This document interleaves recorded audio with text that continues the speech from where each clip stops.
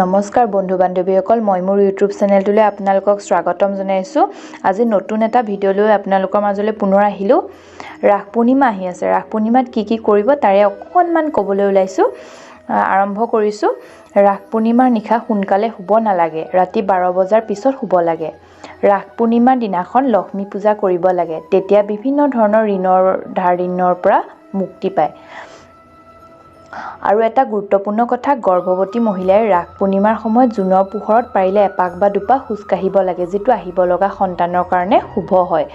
দুটা আপেল কাটি লৈ দুটুকুৰা কৰি এনেভাৱে ৰাখিব লাগে চন্দ্ৰ পোহৰ পৰাকৈ, আৰু পিছদিনা পুৱা খালী পেটত এই আপেল খালে স্বাস্থ্যৰ কাৰণে খুবেই লাভজনক।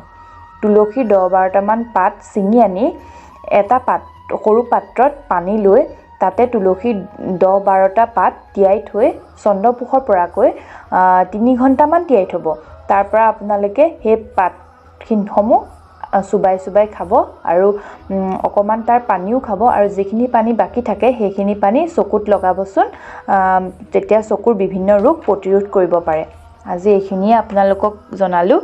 আপোনালোকে যদি মোৰ ভিডিঅ'টো ভাল পালে লাইক কৰি দিব, শ্বেয়াৰো কৰিব আৰু কমেণ্টো কৰি জনাব আপোনালোকে, আৰু ছাবস্ক্ৰাইব কৰি দিব। ওচৰতে থকা বেল আইকনটো টিপি দিব, তেতিয়াহে মই আকৌ ভিডিঅ' দিলে আপোনালোকে পাব। আজিলৈ আহিছোঁ বন্ধু বান্ধৱীসকল, ধন্যবাদ।